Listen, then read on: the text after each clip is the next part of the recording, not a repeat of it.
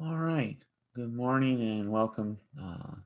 Sorry about the late notice for switching this to Zoom only, um, but hopefully everybody got it. If not, they'll be in a little bit.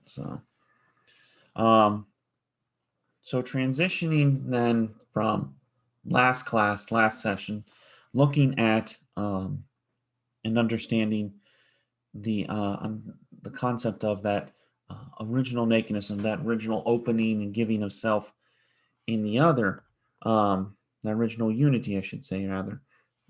It comes about within the context of that very, give me a second here, within the nuptial mystery, which of course we find within the context, um, the lived out experience of marriage. If we had to describe one reality that is a one reality that is a universal experience, uh, going across cultures, times, um, peoples, races. It is the reality of marriage. That marriage has been that bond necessary and foundational to every sort of society that we experience. Um, but we need to look and to understand what is marriage, what is its purpose, its role, its goal. Why is it so universal? Why is it so specific, though, in its universality? Marriage is, there may be a few variances in some things, but in others, it's very much the it's very much the same thing for almost everybody. So when we discuss marriage, we talk about marriage as the bond between man and woman. Speaking not just in a Catholic or a Christian context, but as I said, in that more universal context. Now, there may be multiples involved, but throughout the history of humanity, uh, it has been seen as a bond between man and woman.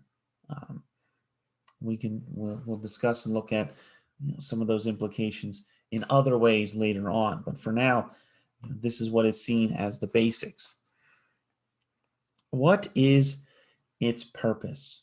Why is it that everyone has been drawn into this in one way or the other? It begins with understanding that there are, in fact, two ends of marriage. There are two reasons for marriage to exist, two goals toward which it is striving. Um, the very first, the very first end of marriage is, at its most basic, the union of the couple.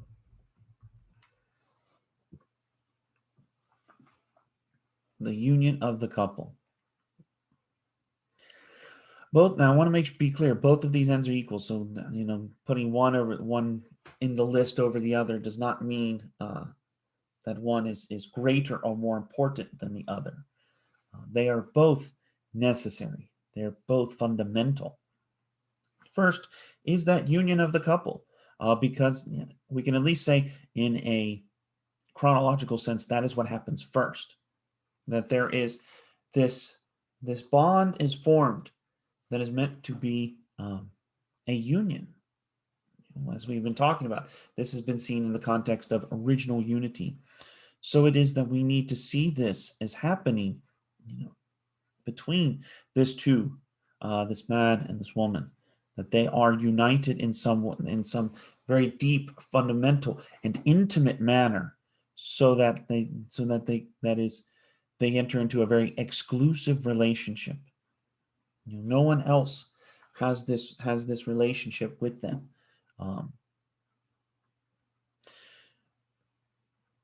we next see the other end of marriage, expressed as a sort of, if the union of the couple is maybe the internal love of the couple, there is that which becomes the external or the expressed love of the couple.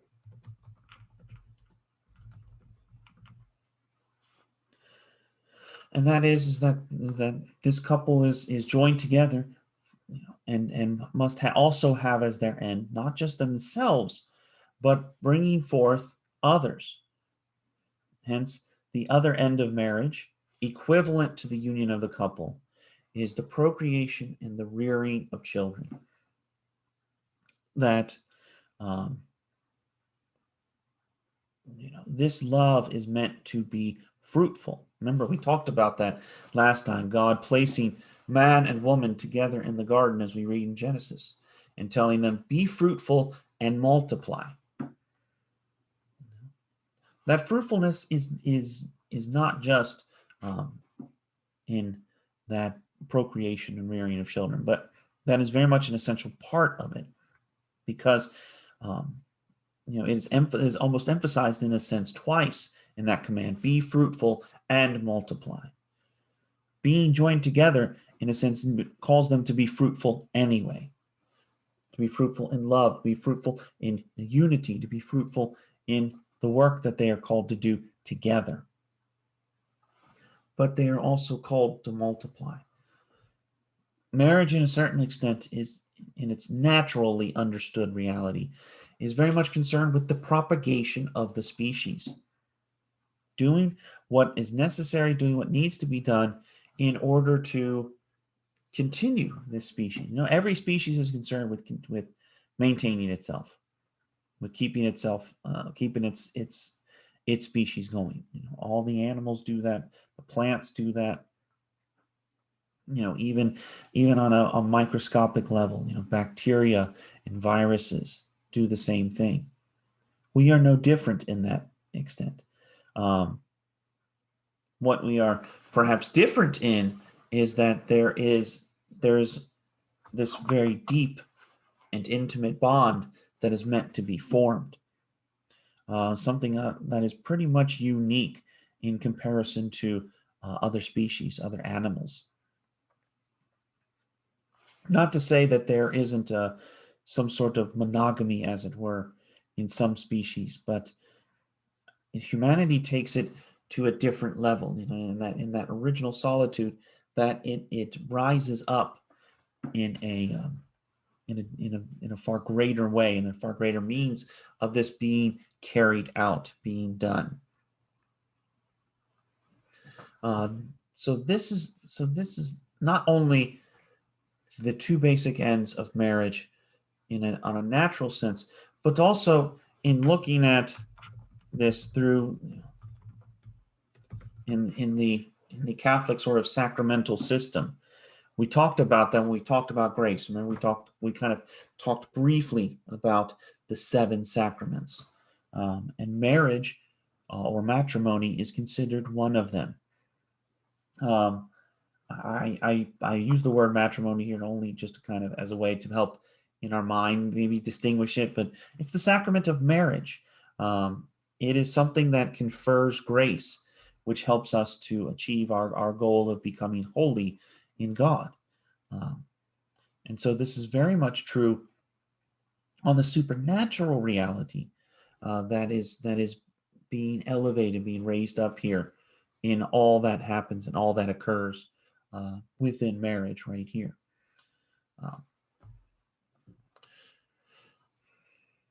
This is something though that has been challenged or attacked in many ways in recent years.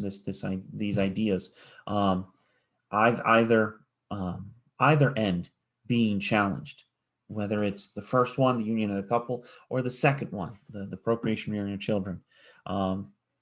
It was more of attacking the latter function, the latter end, procreation and rearing of children, that prompted the document that you were supposed to read for today's class.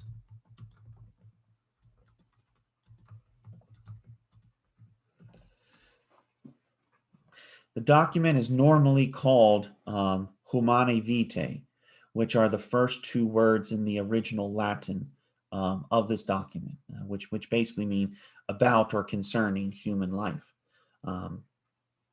This is a document issued by Pope Paul VI in 1968.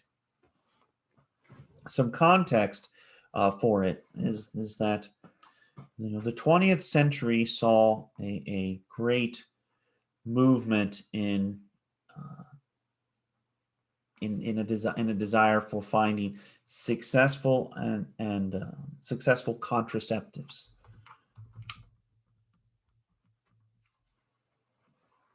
What is a contraceptive? A contraceptive is something which prevents contraception within the conjugal act, whether it is something that prevents the sperm from acting, whether it prevents the egg, the fully formed egg, the fully formed zygote, or whatever, to attach. There are multiple ways that these may be done. But the goal of a contraceptive is to prevent contraception, to prevent conception. I'm sorry, getting conflated. To prevent conception. That's one of the ways that's one of the things that happens in the nuptial act, and when done in its proper time and proper context, it brings about conception. The contraceptives became immensely more, you could say, reliable and more easily obtainable. So this became a great question that emerged for various Christians. I don't want to say just to Catholics, but various Christians. And so, mulling and dealing over this issue, looking at it not only from a scientific perspective, but looking at it from a religious perspective. What has been the teaching of the church? Have there been things about this? Paul VI writes and composes and issues this document in 1968 to clarify some of these positions on not just on contraception, but on the goal, the purpose of marriage, of the conjugal act, of sexuality, even in a sense. So that's why it doesn't just come out with prescriptions against these sorts of things, but it also dives more deeply into explaining and teaching what is so important about all of this. And right away from the start, he talks about that very well. He says, the transmission of human life is a most serious role in which married people collaborate freely and responsibly with God the Creator. It has always been a source of great joy to them, even though it sometimes entails many difficulties and hardships. That's the first perspective we need to see in all that, is seeing that marriage is a unique opportunity to participate in the creative work of God. That it's not just us doing as we want or as we desire. It is us participating freely in that, ultimately the continual creative work of God. God still desires to create, and especially to create life. We say that God is the God of the living, not the dead. So he desires to create life, to bring life into this world. If that's the case, then we need to take serious our cooperation in that act, which is ultimately, as we see, normally, or we could say in a sense naturally, done through the nuptial act, through the conjugal act, through ultimately, as we say, the highest and best means of that, which is done in marriage. So it is then that he is concerned with our understanding of not only the transmission of human life, but of our participation in that creative work that is seen in marriage. Going forward, Paul VI writes and talks about that against the increasing and in vogue ideas of hypersexuality in this day. The 60s are famous for that, us supposedly discovering sex. Oh, it's so great, it's so wonderful, and just free love, free sex all around. But this degrades that end of not just marriage, but really we could say of the conjugal act, which is meant to have its full, as it were, its full potency, its full impact in marriage. It is meant to be expressed most completely through marriage. So even if it's done in a sense outside of marriage, which is not praised and all, it is that is degrading what is meant to be done in that act. Paul VI writes, he says, just as man does not have unlimited dominion over his body in general, so also with more particular reason, he has no such dominion over his specifically sexual faculties, for these are concerned by their very nature with the generation of life, of which God is the source. There emerges very much in the modern mindset that we are completely and totally the masters of everything, in particular ourselves, and yet, as we ought to see and to understand in all of this, we do not have unlimited dominion over anything. Because all of this is ultimately, as we kind of talked about last time in a bit, talking about the nuptial mystery, all of this is a gift. All that we have, all that we desire and want, all that we could possess, all of it, even our existence, all of it is a gift that is given over to us by God. That does not mean, therefore, that we can do whatever we want with it, as we want or whenever and whatever we want. No, it means we need to understand, what is this gift? Why is it given? And to, in some way, strive to return that gift. And so that includes our as he puts it, our specific sexual faculties. We need to understand why we have this ability to do this, to express ourselves in this very physical way. Though it has some deeper psychological and emotional responses, it is still a very physical thing that we are doing. So it is not something that we just impose ourselves on and, I do with it as I want, as I desire. So in talking about this, in writing about this, Paul VI reemphasizes again these two ends of marriage, these two ends of the conjugal act, that they are inseparable. They are inseparable. They need to both be there together with regard and with respect to that particular gift of sexuality, which is expressed in the conjugal act, which is meant to be expressed within the context of marriage.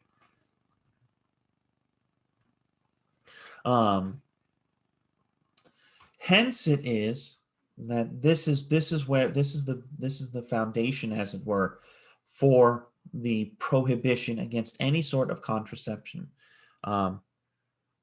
In paragraph 14, and this was seen in many circles, even some Christian circles, as rather controversial or kind of against the tide. That Paul VI writes, we are obliged once more to declare that the direct interruption of the generative process already begun, and above all direct abortion, even for therapeutic reasons, are to be absolutely excluded as lawful means of regulating the number of children. That they are to be excluded as being lawful, in the sense of saying that they are legitimate or proper means of doing this. So, notice that phrase, direct interruption of the generative process.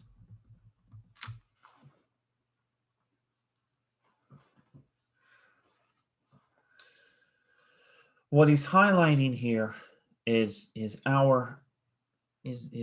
when we actively seek to interrupt the process by which one grows from that sperm and egg that come together, the embryo that's formed, the zygote that grows, the fetus that becomes bigger, and then when it reaches its normal kind of size and strength, is then expelled from the womb and is birthed and then brought into the world.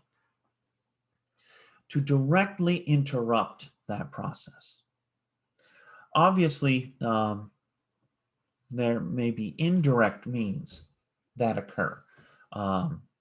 Miscarriages, for example, have existed since human beings have been able to try to reproduce. That something goes wrong through no fault normally, almost entirely, no fault of either party, the man or the woman, but that miscarriages happen. Accidents that happen that affect the life of the for example, being in a car wreck and crushing the crushing the belly of the woman, that may severely affect or wound or even kill the fetus inside her. That's an indirect interruption.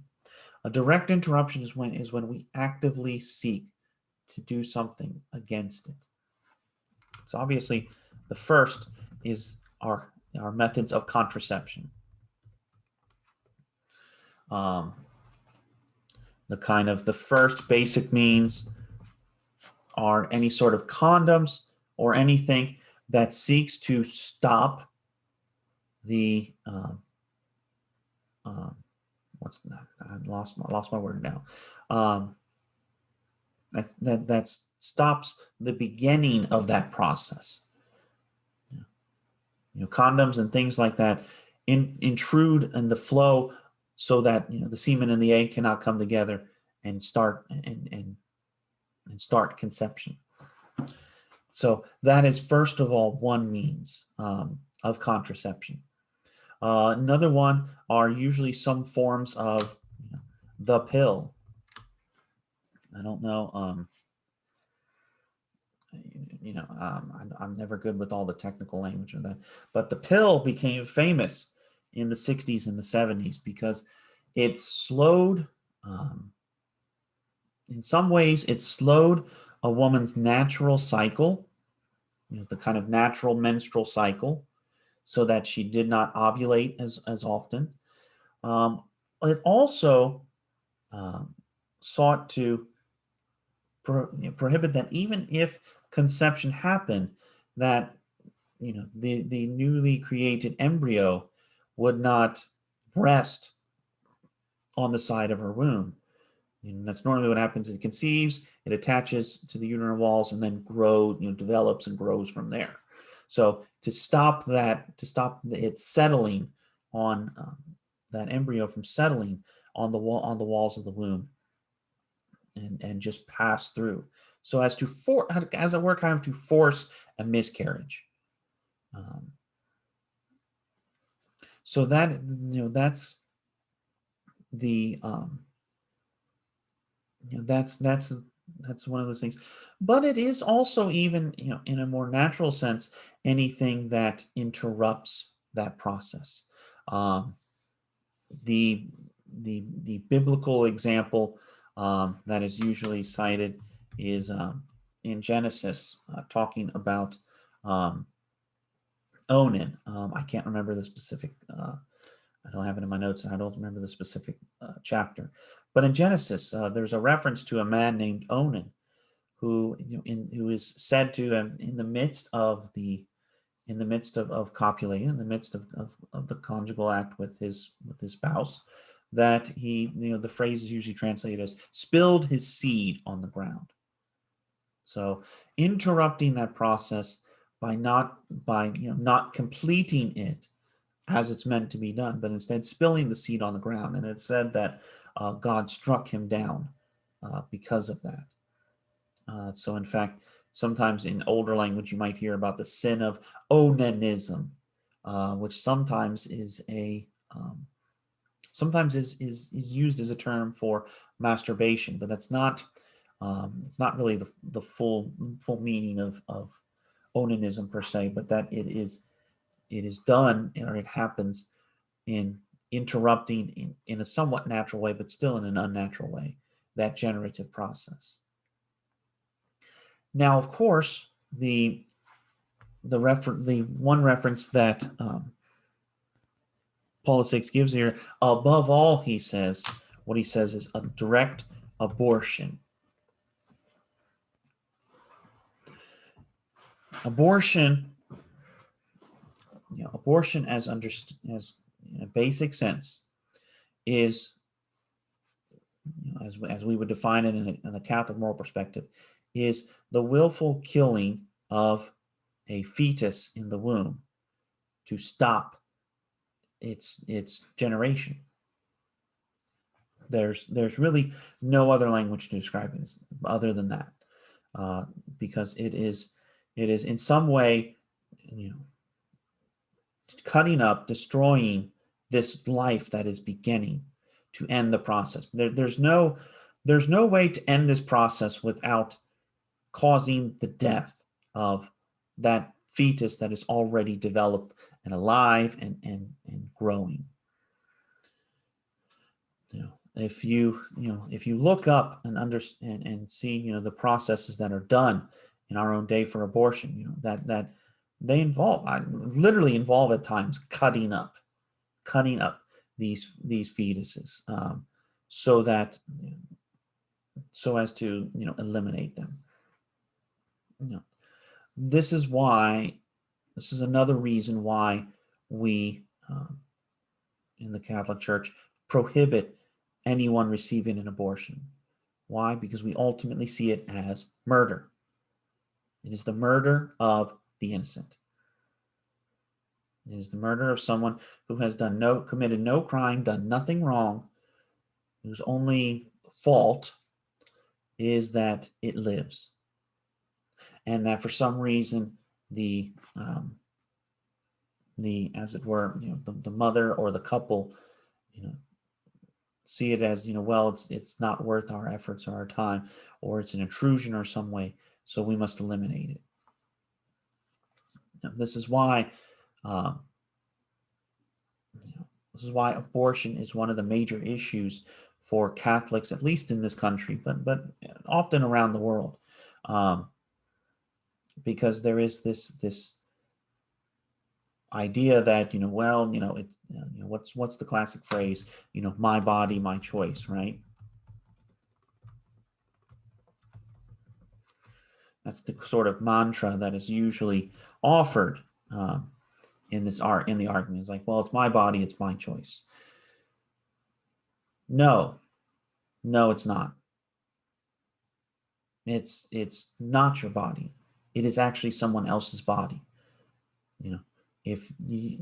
When new life begins, when that embryo is formed from the mixing of the sperm and the egg, new DNA emerges.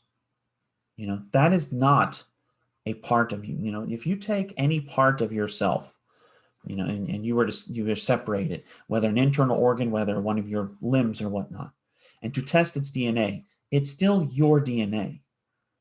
But if you're to test an embryo, even at its initial formation, it has a completely different DNA structure. It is something distinct and different than the mother. Still similar. Obviously, it's a human being. It's not, another animal. but it is still a human being, and in fact, a different human being, albeit one who is very weak, who is very vulnerable, who is very, who can only exist by the protection and support of the mother at a minimum. So, no, it is not your body in that sense. And also, the choice was found in doing the conjugal act. Like, well, it's my choice to you. No, your choice was whether to engage in this conjugal act or not. The conjugal act, even if done outside of marriage, this is the purpose of the conjugal act. And it cannot be separated one from the other. It cannot be only the union of the couple. No. And it's honestly, its more natural end is that second one, the procreation, rearing of children. In that sense, it's sharing what we share with, other animals. Why do other animals, engage in this? They engage in it because this is the way they keep the species alive. We do the same. It is though that our uniqueness as human beings, that we are drawn into this very intimate relationship with this one with whom we engage in this. Most animals, they just kind of do it and they go forward. There's no sort of, as it were, monogamy. They just kind of exchange and just go from there. Sometimes the male is not really involved in any way with the process of rearing the children. Sometimes it falls exclusively on the female to do that. Yet in humanity, there is more happening here. So it is, we can't say it's our choice to keep this one alive. Our choice was to engage in that act or not. If we don't want children, we don't do the act. It's as simple as that. Everyone, I think a lot of sex education nowadays is all like, well, you do this and this. No, if you don't want to have a child, you abstain from sex. That's the only 100% effective means of preventing conception. Is abstinence from sex. Only 100% means. Condoms are not that effective. The pill is not that effective. None of the contraceptives that are used are that effective. Only abstinence is 100% effective to stopping the procreation, to stopping the conception of a child. That's the only one. You want 100%, you don't do it. Again, emphasizing what Paul VI said. We do not have dominion over our sexual faculties to say, to do whatever we want. We've seen that in look in other ways, temperance. We may have to temper our sexual faculties to say, no, I can't do this. I can't take myself down this path.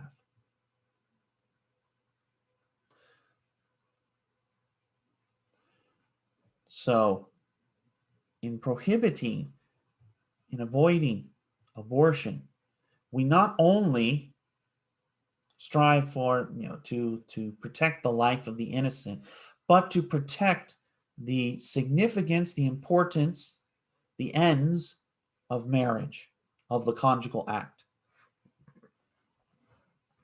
Not only does Paul VI talk about these things with contraception and abortion,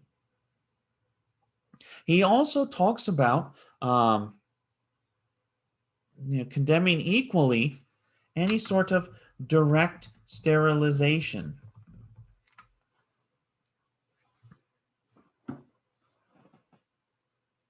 Whether temporary, whether permanent. That you will say, and it can be done in either individual, the man or the woman, that this sterilization can occur. It could be permanent, it could be temporary. The more permanent means of sterilization usually involves men, and usually involves, in some sense, literally what they call tying the tubes. or sometimes even just cutting the tubes completely so that they cannot, in technical language, they cannot ejaculate. They cannot produce and spread semen. That is also condemned in this document. Why? Again, because it destroys the full purpose and the full meaning of marriage. It completely destroys that second purpose, that second end, the procreation and rearing of children. So it then opens it up.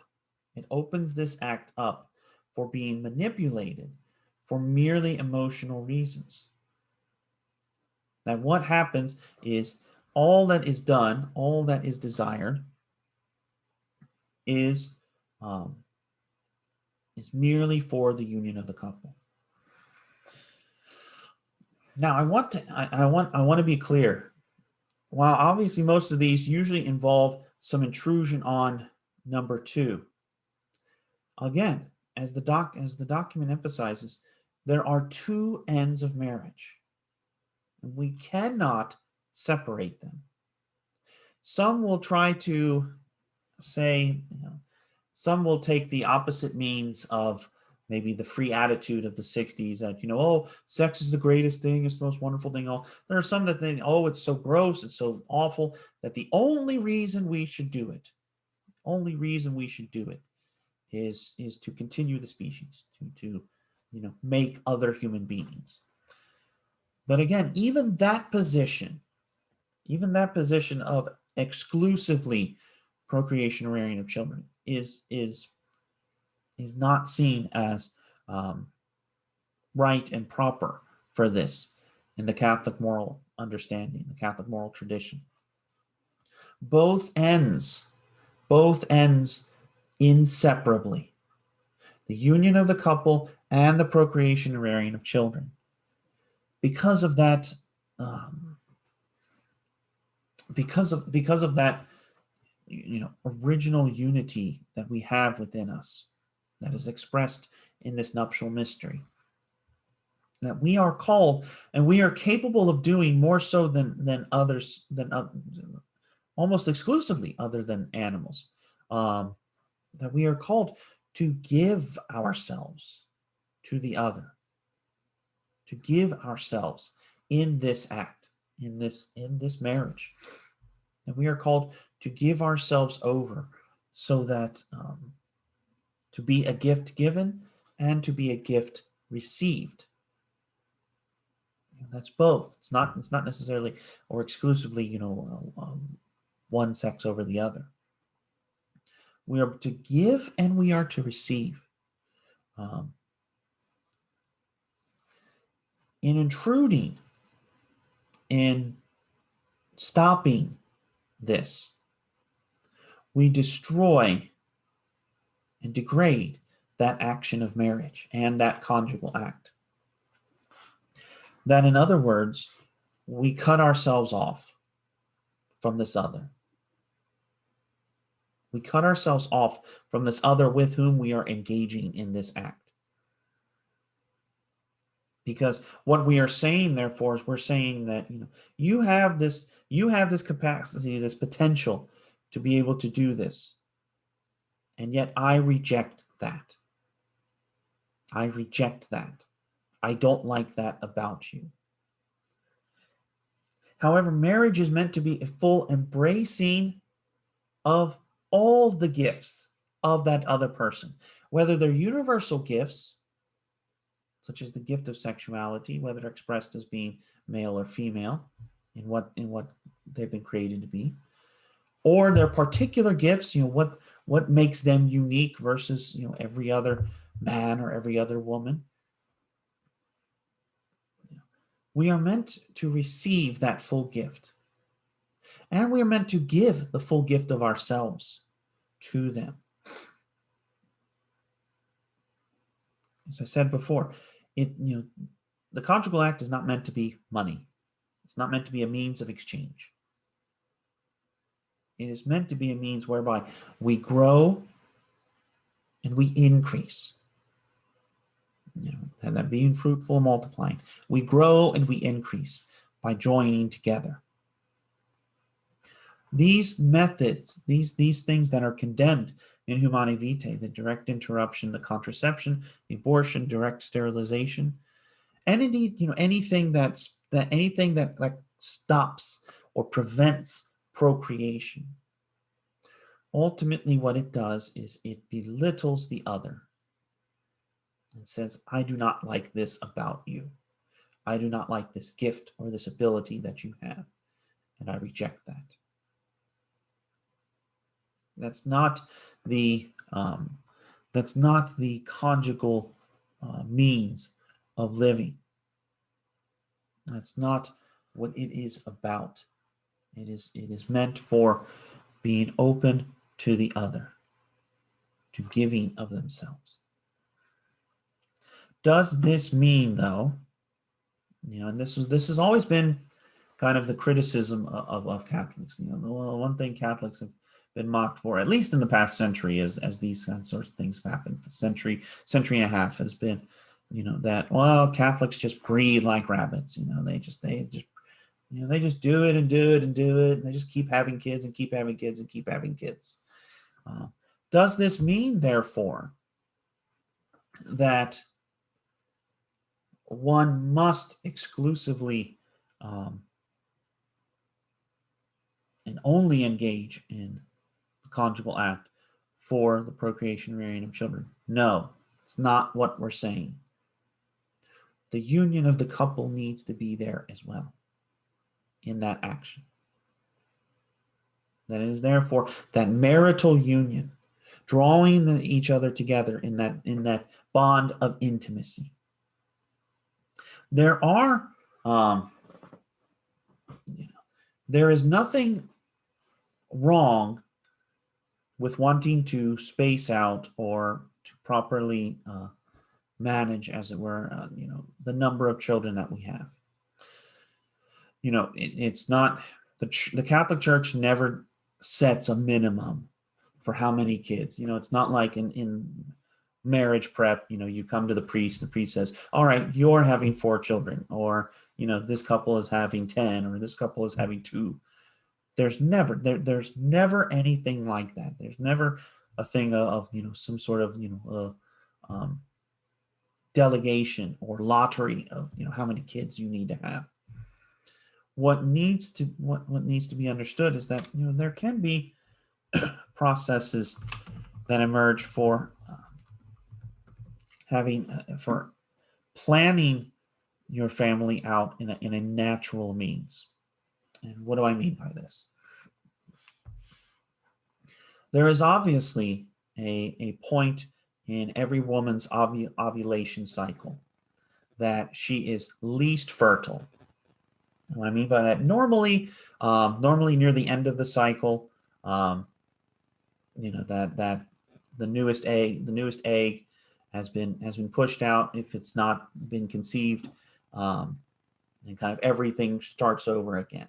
There's kind of that period where that happens naturally, whether we're taking pills or not. That happens naturally in her cycle.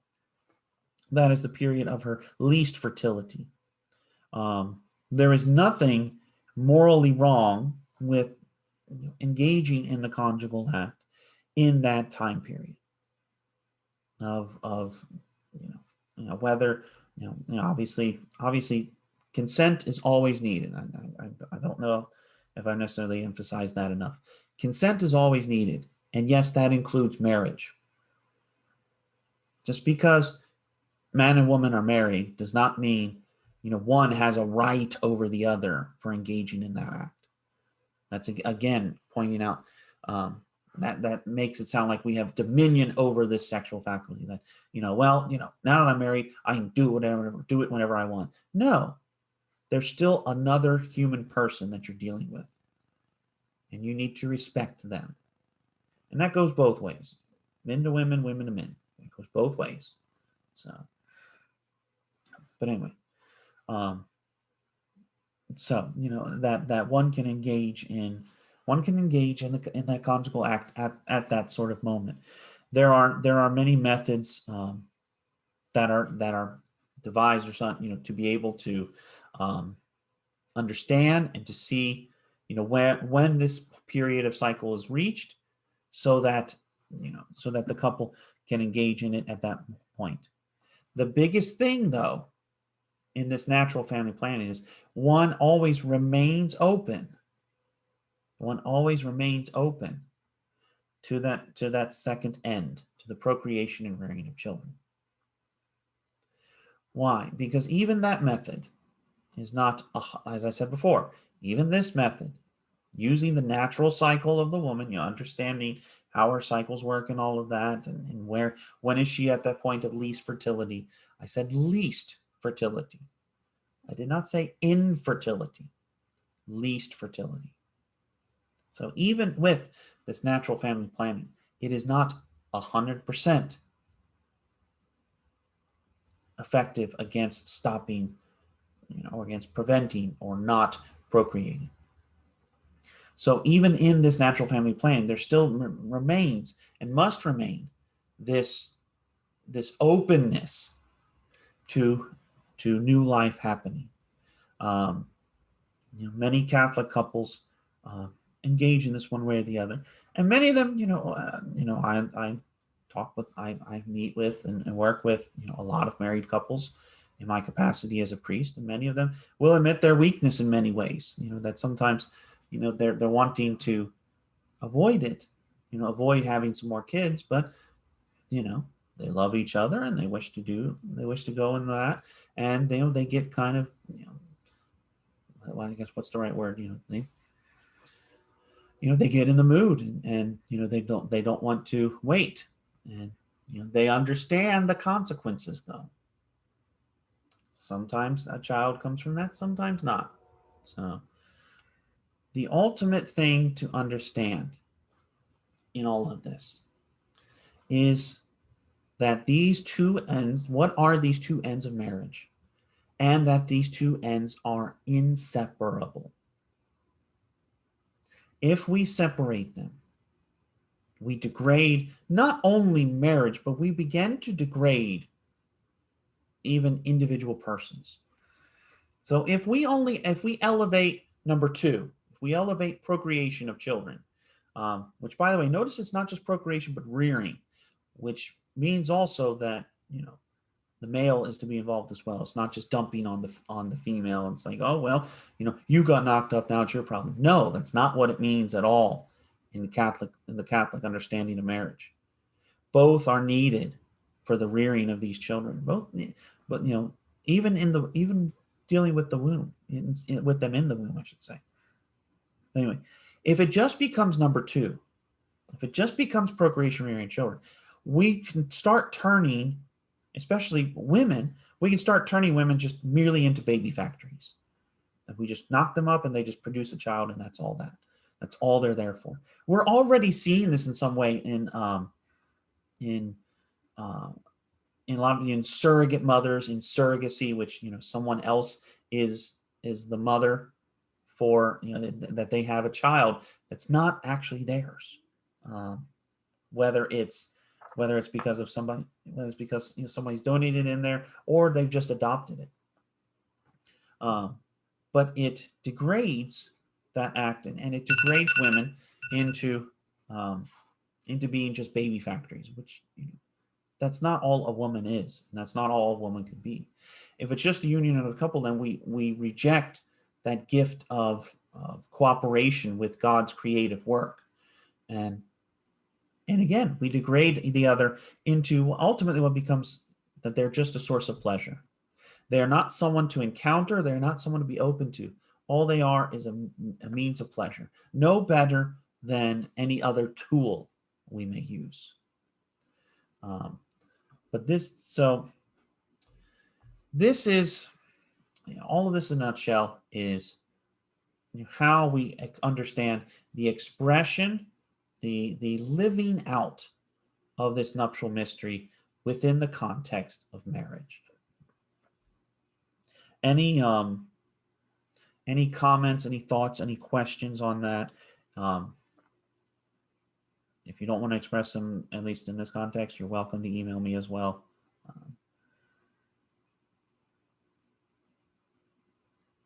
Nothing, Nathan, nada. It's Friday morning. Everybody just wants to go back to bed and sleep away through the weekend, right? Pretty much.